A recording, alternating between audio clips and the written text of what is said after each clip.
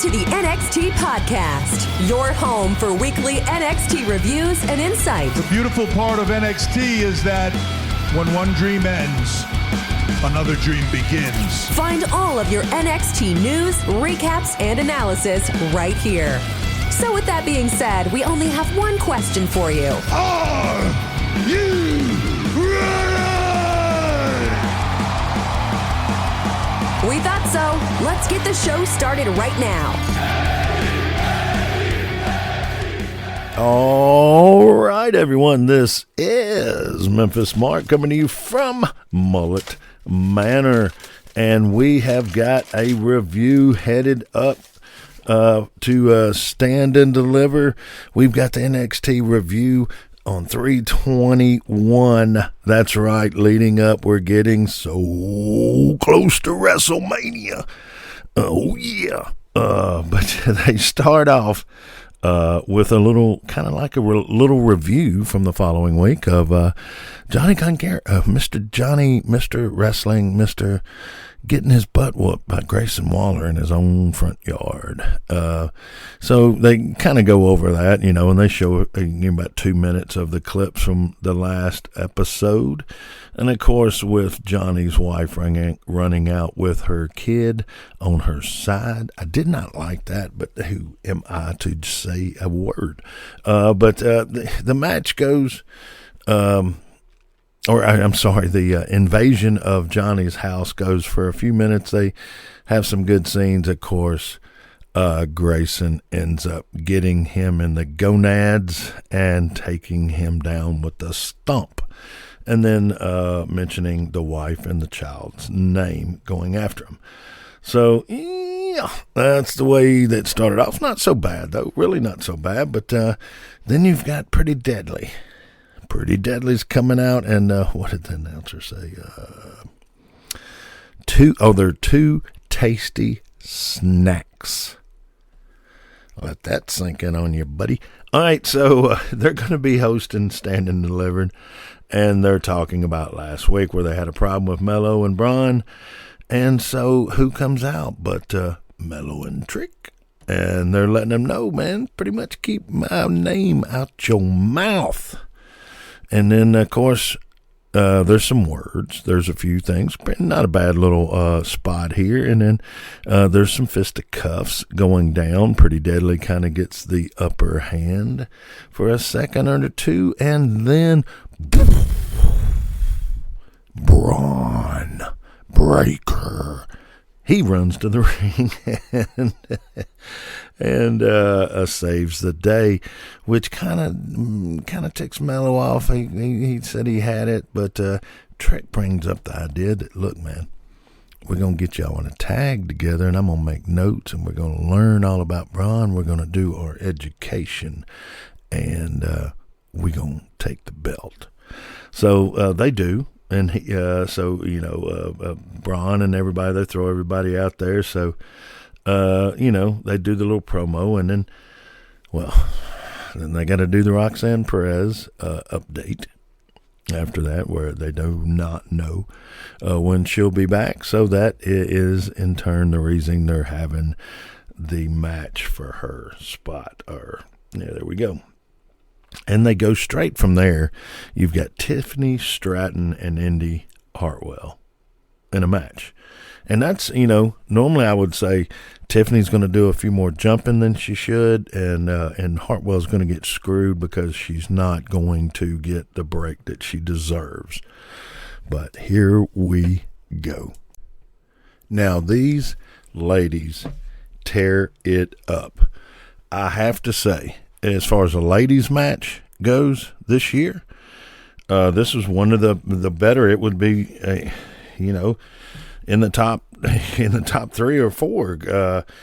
I keep expecting Tiffany Stratton to do something over the top, and it looked really bad. But I have to say, her moves were good and precise.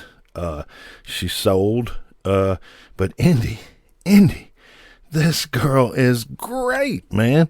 She gets everyone over. She sells. She comes out like with the hacksaw jugging. Hey, thumbs up, her little deal. But when are they going to give this lady a push? Now, Tiffany, hey, I'm not hating. Tiffany Stratton has really shown me improvement every time I see her. So I am not hating in any way. But I mean, she looks the part, she sells. I mean, she did a big stomp in here that was amazing. A power slam. I mean, and Indy, of course, had her freaking monster damn clotheslines, and man, it was just good. But why are they? All right, I'm gonna hush. But Indy Hartwell, she has a fan here. I love her style. I love the way her ring work is, and she can get anybody over. Congratulations, young lady. And Tiffany, as I said, no shame towards you. They gave you the spot and you tore it up. So, and kudos. But of course, Tiffany's going to win this match. And when she does now, she does a little deal where she jumps on the bottom turnbuckle, the second turnbuckle, and then the top turnbuckle, and does this great move to win the match. So at least they did do that right.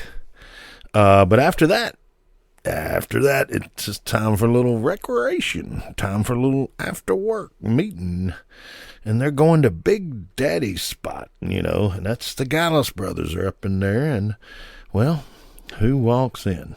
Well, out of all the dives and all the places, the Creed brothers, the milk drinking looking good guys there, they show up at Big Daddy's. And, of course, they're playing pool, so they get the Creed brothers to play a little pool, and then, of course, they beat them at that. But Jen Julius says, we're not pool players, we're dart throwers. So, and this makes it a little easier for the camera guy to to do this right.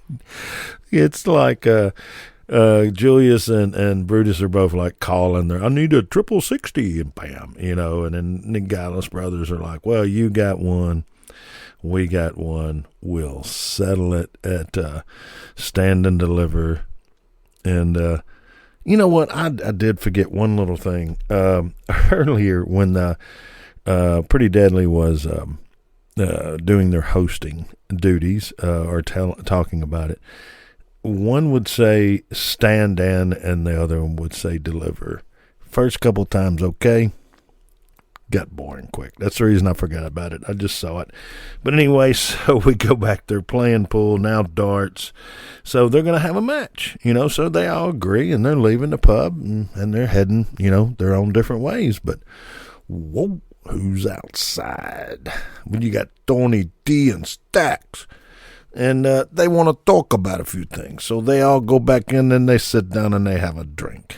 Well, we'll have to see where that goes. And they do a GG. GG's doing a little promo, and then Tiffany comes out and kind of interrupts it. And so you got GG at least on there for a little bit. And she did mention something about JC's shoulder, but she, of course, says that she is going to win the ladies' championship. Okay, after that, we got the oddest segment of the night for sure. Okay, you got Wesley out there with his belt.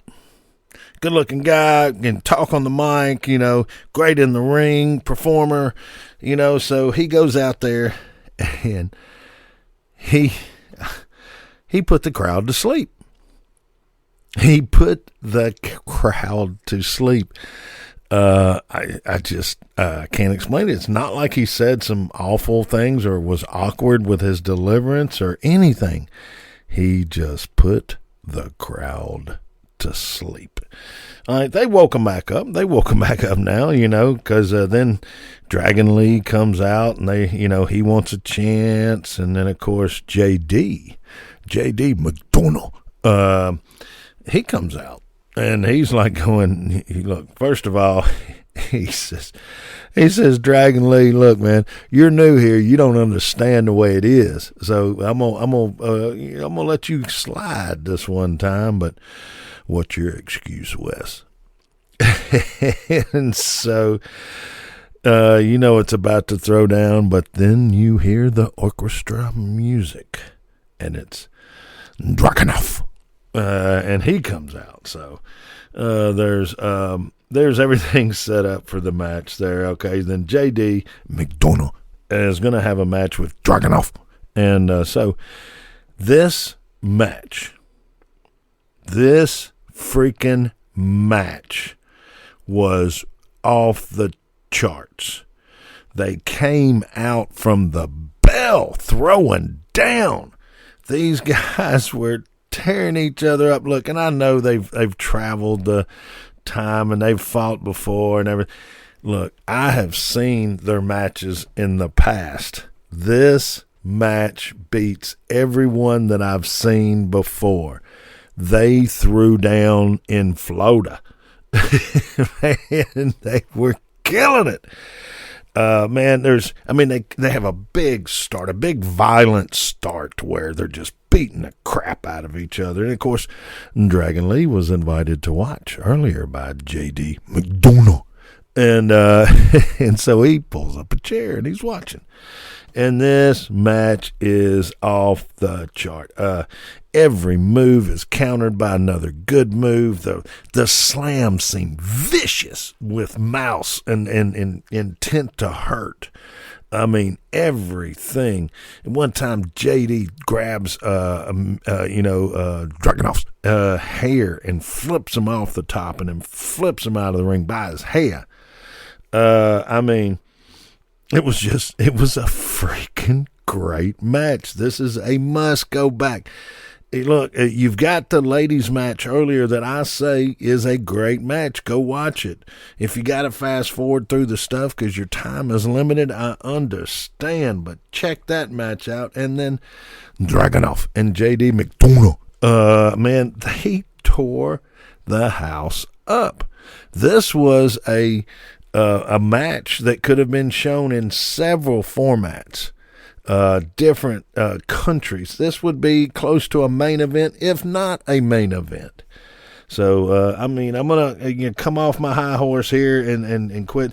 But, the match is so good, they can't have one beating the other. So, with Dragon Lee, insert villain or person to the side to help you get out of this. And that's what happens. They end up throwing Dragunov into Dragon Lee, and then JD gets involved, and then he misses, and JD almost... Anyway, it comes down to Dragon Lee gets in the middle of it. There is a freaking disqualification, and so that's the way that's going to end. But I'm telling you, go back and watch this match. It's been a while since I've seen two guys tear it up like that. Whoa, man. All right, and they go from such a great match, man, to comedy. Not another good match, not a promo setting something up. No, they bring out some people that really aren't even on NXT's roster, and it's it's Sheamus and Drew McIntyre, and they've got the Battling Brutes, and they're gonna wax them up. And Rich, I believe it is, he's grown a lot of hair on his chest, and it only grows in patches. So after that match, you're going to bring this out. Okay, but they wax Rich, and they pull off big chunks of hair, and yeah, he looks in pain, and actually, to tell you the truth, I've had to do that on certain occasions, for some stuff that I won't talk about now. But man, it hurts, and ain't no way, my bro man here is not going there. It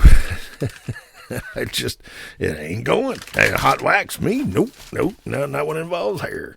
Alrighty, and then you've got Wesley trying to figure out the next spot or his last spot. And of course, there's Axiom that wants in now. He wants in and trying to figure it. So Wesley just says, look, we're just going to have a battle royal next week, and that's going to be the final decision maker on who I will face.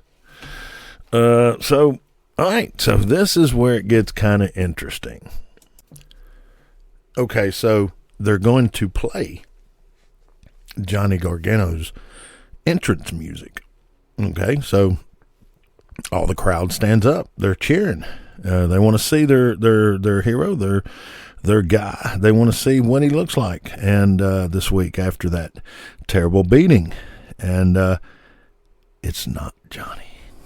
It's Big Buddy Javi. Big Buddy Javi comes out, and he's explaining why he is the toast of the coast. He is the heart of NXT. He is the shiznat, as they say.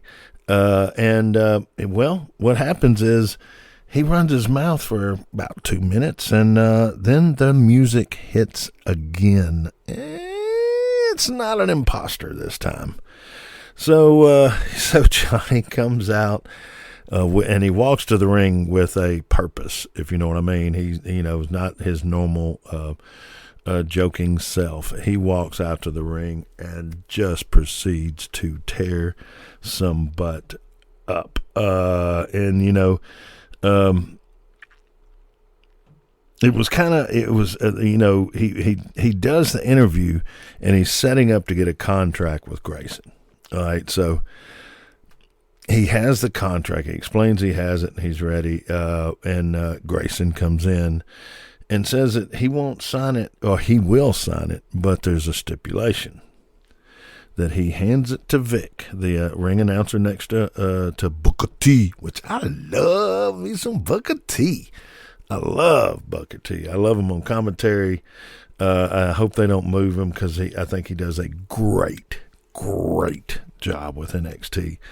But anyway, he wants Vic to hand the papers to Grayson next week. That's per Mr. Waller's request. And he said if he sees him anywhere in the arena that he will not sign it. So, where we're heading on that. So something funny is going to happen there. I don't know. And I've got to say, I got to throw this in here, but they've got this WrestleMania, the musical with The Miz and his wife. Why? I just want to know why. I mean, he's got a beautiful wife. I'm sure he's a good-looking guy. Maybe the girls want to see him and the guys want to see her. Maybe I'm just an old guy that says, get off my lawn, but okay. All righty. So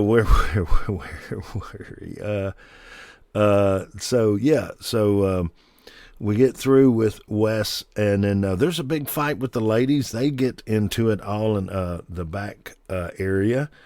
And then they go from there, they go into the great debate.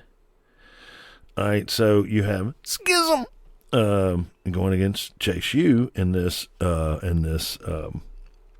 battle roll. No, the debate. So a little strange, but I can't think is it Rip or I can't remember the bald-headed Schism with the great funny eye. He is up first, and he goes against Duke. And he does a good explanation of why Schism is so much better. And so you've got him saying that, and then Duke comes right back with like, yeah, whatever, yeah, we're cool, we all right, whatever. I'm not paraphrasing. And the next person is Ava for Schism, and you've got Thea. And Ava does her scripted routine to a T.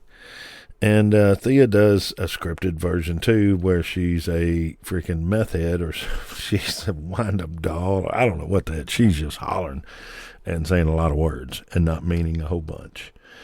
So, it looks like this is going to be kind of simple. And to tell you, Schism had it for a while, but then, after Chase U and gets up there with Grayson, and not Grayson, with Joe Gacy, and it looks like Schism's going to pull it. Schism going to pull it out, and Tyler Bate, our new resident hippie, comes and gets involved, and he gives an explanation that just tears the house down.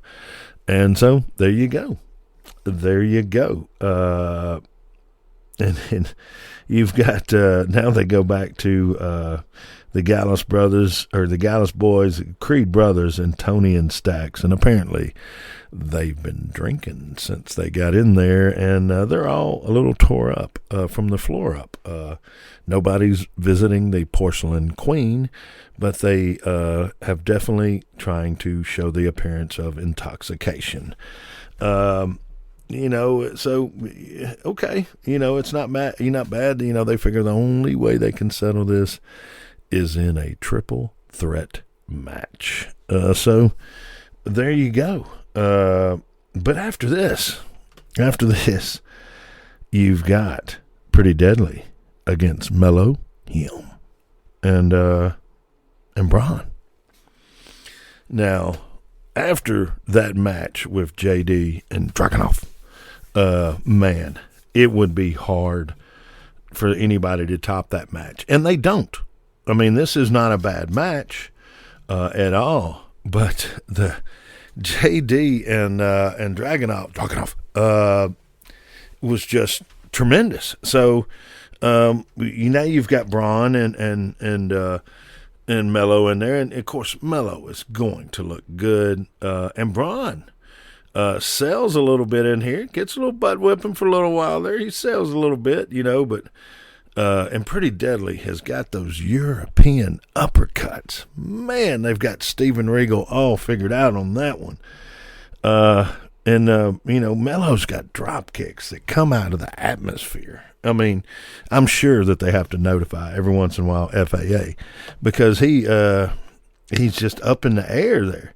Now, at one point in time, after a tag, Braun and Melo on the same page, Melo jumps up a couple of steps. Braun grabs him and throws him into Pretty Deadly. I mean, literally throws him into him. So this is a good match. This is well worth it. If you're going to go back and look at this show, then those three matches alone. And then if you got to watch even the Ivy Now match, a Vaquera match, it was not a bad match, but I would put it on the end of your viewing if you only have a limited amount of time. But this was a great match, man. The rope work. Look, Braun, when he gets into those ropes, he comes off of those ropes at an incredible speed. And I never really noticed it. He did a 3-banger, so he went into the ropes 3 times and does something, and it looks good. I don't like a lot of times where they just come in and they like shoulder bump you and the guy flies across the room. Give me, into the ropes and then hitting him. Yeah, now that looks better. And then you got Trick. You got Mr. Trick over there on the side writing crypt notes.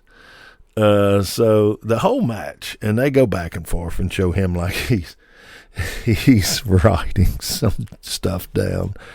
So that's all pretty good. There was a period though to where a couple moves and Braun he misses a spear and Melo is in the corner. So Melo jumps up and avoids the spear, but they both look at each other like, a few more moves, a few more good moves. This match is not a bad match, but Braun will eventually nail him, get him hurt, and he turns the pin over to Melo, and lets Melo take the win for the team. So, wow. That was pretty good. And it's awkward because Braun keeps saying that I want you at your best.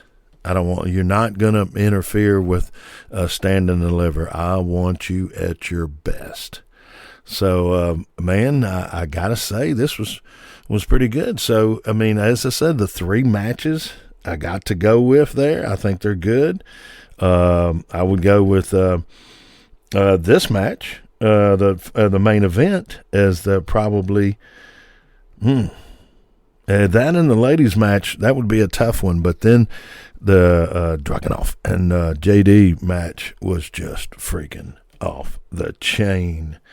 So, guys, it looks like we're getting ready to have a good straight drive into WrestleMania in LA. So this should be fun. I don't know how the tickets are as far as the prices, because I know it gets expensive in any city, but in LA, I can't imagine what the ticket prices are going to go for. So, and it's a whole weekend. They're doing a whole weekend pass. You've got different badge offers that you can purchase and everything. So, it's going to be an interesting event in LA because it is set up for it. It's set up to make money off of it. So, what did we get out of this week? Let me see. Hank Walker's getting better. Wes Lee has got a big fight on his hand. Johnny, Mr. Wrestling, is wanting to really throw down with Mr. Waller. And Braun and Melo should have one heck of a match. All right, guys. Well, I've kind of gone through my notes here. Let me see, make sure here. I'm not a great speller, but I think I got everything in there. So we'll see if Chase U loses the school. We'll have a lot of questions answered very, very soon. All right, guys. Well, I guess we're just going to end it right here. And as always, if you can rescue, please do. Spade and neuter. It's a common thing to do here. Let's help our pet population. And as always, guys, this is Memphis Mark, and I'm out of here. Thanks for listening to the WWE Podcast. Don't forget to subscribe on your favorite podcast app so you don't miss a show, or head to WWEpodcast.com. And for all of these shows ad-free, head over to patreon.com/WWE Podcast. Until then, we'll see you next time.